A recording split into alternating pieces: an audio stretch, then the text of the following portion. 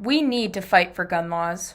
Pictured behind me are the 23 victims of the Sandy Hook shooting in 2012. As you can see, the victims range in age. However, most of them were young, only children. I was in 3rd grade when the school shooting at Sandy Hook had happened. I am almost done with my freshman year of college. Between those 11 years, nothing has changed regarding guns besides the increase in gun violence. In 2022 alone, there were 51 school shootings. That doesn't even include all gun violence. According to the Gun Violence Archives, there were 1,682 children aged between 0 and 17 that were killed by guns in 2022. That is ridiculous. That number keeps increasing every single year, and we need to do something about it. We as a nation need to come together and recognize that gun violence is a problem that concerns everyone. We need to protest and show our desperate need for change. We also need to be voting for this change.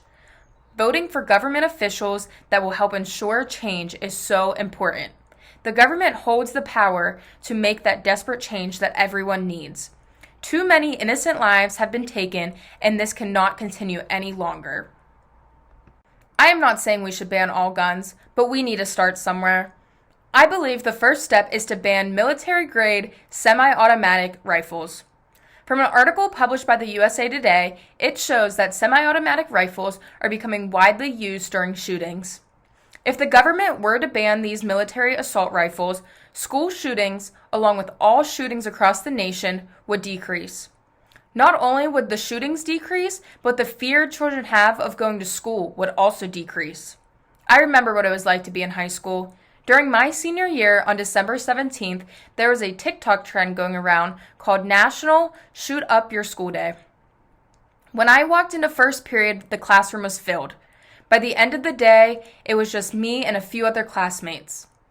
A lot of people were texting their parents. They were scared. They didn't know what was going on. People were leaving left and right. My school did not clarify if we were safe or what was going on. The day before, we also had a threat, so everyone was on edge. It has been proven in our history before that banning semi-automatic weapons will help decrease the amount of shootings across our nation. In 1994, President Bill Clinton signed the federal assault weapon ban into law.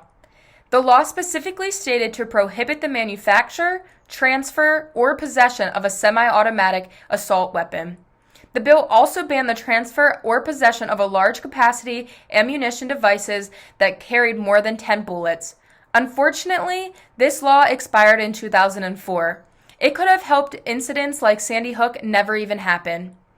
This law, though, did reduce the number of casualties while it was in act. It decreased the amount of victims and the amount of incidents.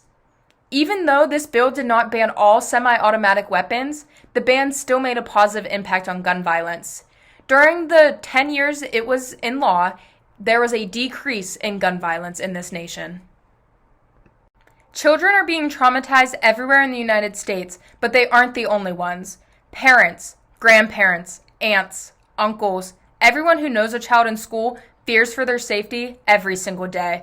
People who know teachers fear for their safety every single day. Gun violence affects everyone in this nation. Jackie Matthews is a survivor of both the Sandy Hook school shooting in 2012 and the Michigan State University shooting in 2023. Nobody should have to live through a school shooting once, let alone twice. Both times, Jackie was just trying to get an education, except both times she ended up getting traumatized instead. Without proper policies, victims and survivors will only increase. We need to make a change. More childhoods will be ruined if we don't. More teachers will have to learn how to fight and react in a shooting situation, even though that is not what they applied to do. It is time to rise as a nation and make change. We shouldn't be spending money on providing teachers with tools to protect their classrooms. Rather, we should spend the money banning the real problem, semi-automatic rifles. Even though it is hard to make a change single-handedly, it can still be done. I believe everyone should be supporting March for Our Lives in order to reduce the amount of gun violence in the United States of America. March for Our Lives is an organization founded by the survivors of the Stoneman Douglas High School shooting in Parkland, Florida in 2018. At this shooting, 17 were killed and 14 were injured. Since they created this organization, March for Our Lives has educated the nation on gun violence while also fighting for protection. They have led many successful rallies and are fighting for gun control legislation every single day. They currently are fighting in Tennessee for gun laws. They've also been celebrating in Michigan over the gun reform bill that the Michigan governor recently signed into law. The governor signed this bill into law exactly 2 months after the Michigan State University shooting. That just shows you that it doesn't take over a decade for change to happen.